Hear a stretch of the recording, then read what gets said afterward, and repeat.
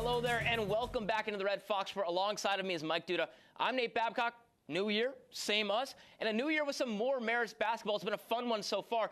What have you seen from the men's side of things, Mike? We're having some fun with John Dunn. Let's kick it off in Jersey City. Fox is coming off a loss against Quinnipiac. Bryce Eaton hits the spot up three for a lead that St. Peter's would never give up. 69-59 the final for the Peacocks. Marist on a two-game skid, but boy, will they bounce back. Jaden Daughtry, second chance opportunity, kicks it out. Rajon Blackwell, don't let a shooter shoot twice. You know he'll hit it. 17 points, largest Division I victory in Marist men's basketball history. Now over to Fairfield. Fox is playing Sacred Heart. Jaden Collins-Roberts sizes up his defender and hits the three. He had 19, and after a second-half comeback, the Foxes win 76-72. A big one because they host Merrimack at the McCann Arena next. Kaveri Kennedy drives. He's going to pull up for the right-hand layup, and one. He hit the free throw to extend the lead to 17. He finished with 20 on the day, and Nate, that is how winter break went for the men's side. But what's worked so well is the defense. Fifth best scoring D in the nation. Absolutely. John Dunn has his squad bought in on the defensive end.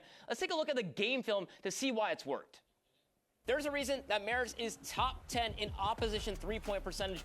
Here, Rajon Blackwell guarding a Sim Jones, a faster guard off the perimeter, is capable of going under the screen, since Parby Kabamba's speed as a stretch four, not a true big man, is capable of keeping up with a faster guard like in a Sim Jones. McKnight is going to roll onto the baseline, and Rajon Blackwell is going to stop him short. But the IQ of Miles Parker guarding the opposite block, if a potentially undersized Rajon gets beat baseline, and Parby Kabamba also eyes on a potential McKnight roll if the baseline is stopped short. Watch what Kabamba does here to help out Rajon on the baseline. He's going to jab at the big man McKnight. He's going to be forced to make a play out of here. He has the man rolling on the opposite block. He doesn't see him since Parker is in solid position as he stepped over, and all alone, top of the key is going to be a Sim Jones. Watch Kabamba recover after this play.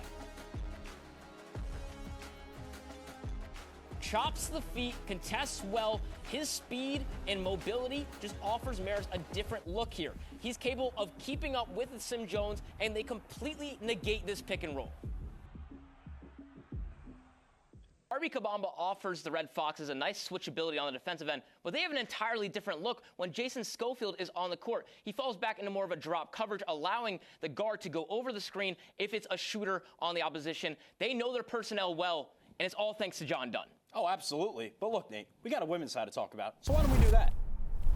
It has been a roller coaster of a season for Aaron Dowdy's squad. They've been in 13 games decided by single digits, going 7-6 in those outings. They've battled a slew of injuries this season, Kira Coker being one of them. She had a career-high 19 in this Manhattan matchup. The Red Foxes have also been in 3 overtime games this season, going 2-1 in those matchups. This Merrimack loss was the only overtime loss on the season as Salah Reddick hits this game-winning floater. Marist currently sitting at 7th in the MAC conference. Every game in conference is going to be a dogfight. Marist only has 2 double-digit wins on the season.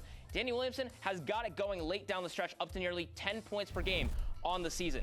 They'll have to defend the Den as they are just 7-5 at home this season with 3 home games left on the slate. 7 games in MAC play left to go. Quinnipiac, Fairfield, Sacred Heart leading the standings. Marist is going to need to maintain their leads heading into the final 7 games of MAC play and heading in to the MAC tournament in Atlantic City. Oh, most certainly, Nate. But look, I want to talk about these standings.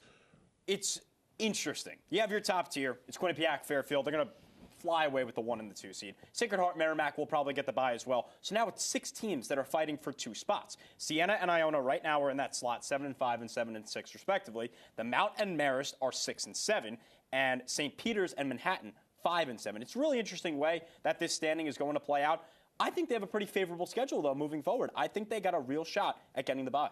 Absolutely. They've been playing like a 7th seed. They've taken out teams like Ryder, double-digit win there, and they've played to their competition at the top of the conference. A lot of close games. Like we mentioned, 13 games decided by single digits. Oh, most certainly. And I think Jackie Pittick, Justine Henry, Danny Williamson, Lexi Terrell, they're all going to be key. But look at Chloe Escanilius. I think she's going to be really underrated moving forward. But that's all the time we got on the Red Fox Report. It's Nate Babcock, Mike Duda. Welcome back for a brand new season of RFR, and we'll see you next time. Take care.